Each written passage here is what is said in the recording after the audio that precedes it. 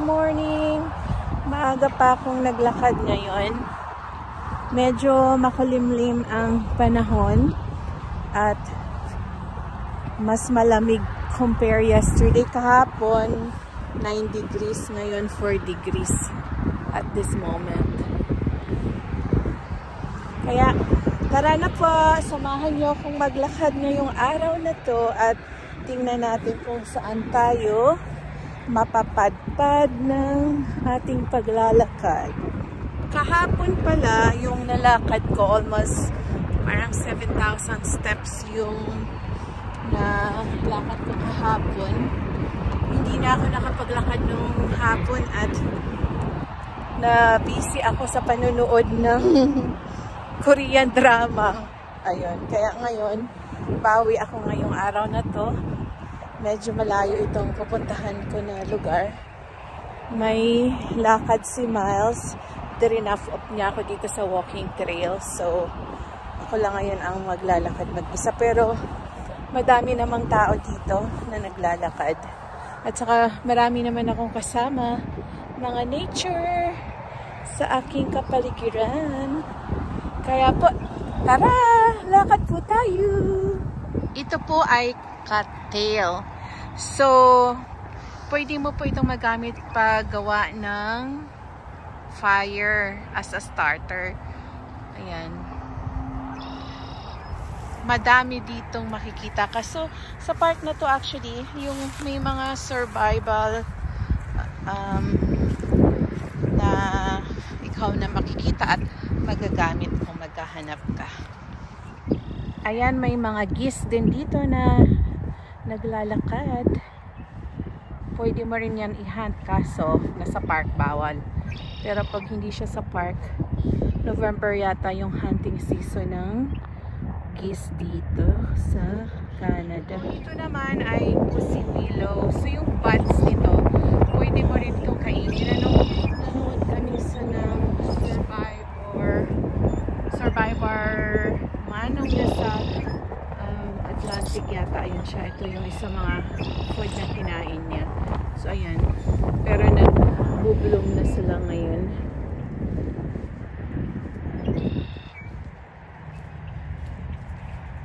Madami din ang mga ibon na makikita mo dito sa kapaligiran. Ayun. Huli ng huli sila. Kaya relaxing maglakad dito sa park.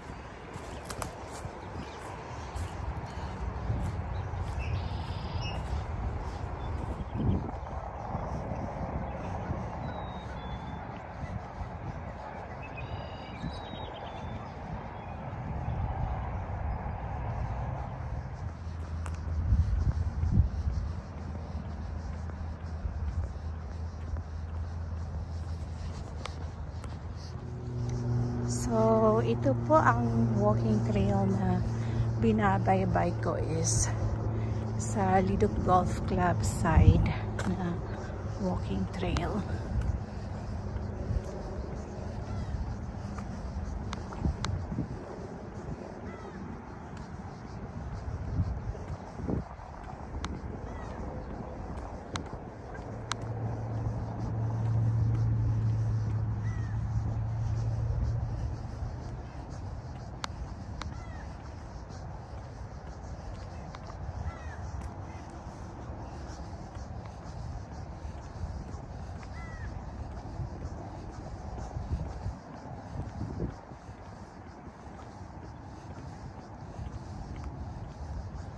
Yan yung golf club.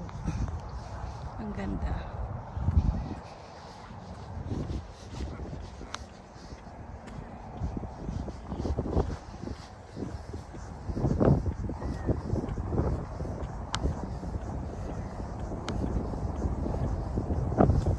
Nandito ako ngayon sa still part ng Lidok Multi-Trail System. Nasa may bandang Lidok Golf Club. Po, ito naman yung aking ini-explore ngayong araw na to. Kung gaano kahaba ito at tingnan natin.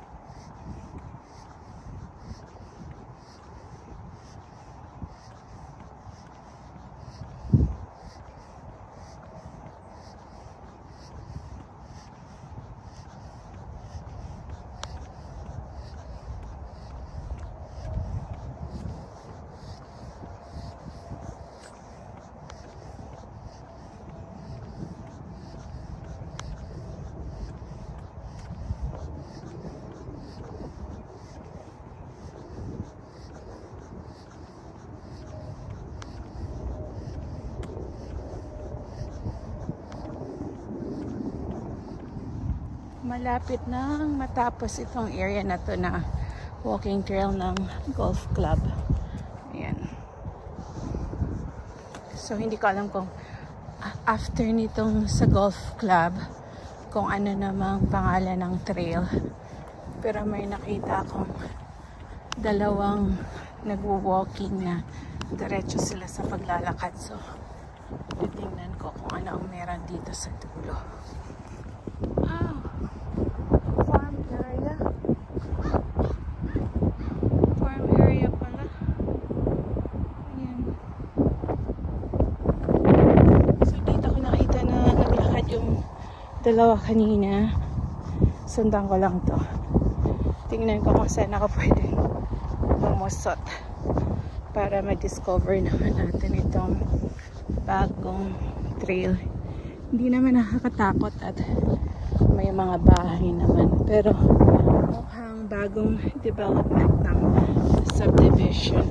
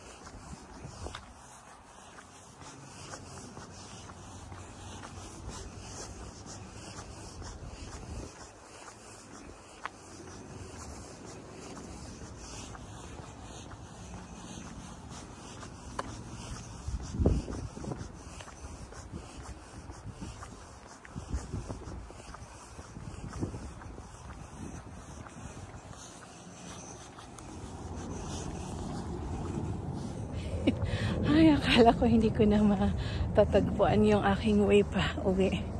First time ko kasing mag-explore sa Doris Smith Park after ng Leduc County Walking Trail. So finally nakita ko yung sign ng train. So binaybay ko. Yun na pala din yung daan ko pa uwi. Ay. Hindi ko rin maintindihan yung Google Maps ko. Ano ba yan? Anyway, thanks God. I find my way home. Ayan. Dito na ako. Liliko. So, ito na yung in-entrance ko kanina.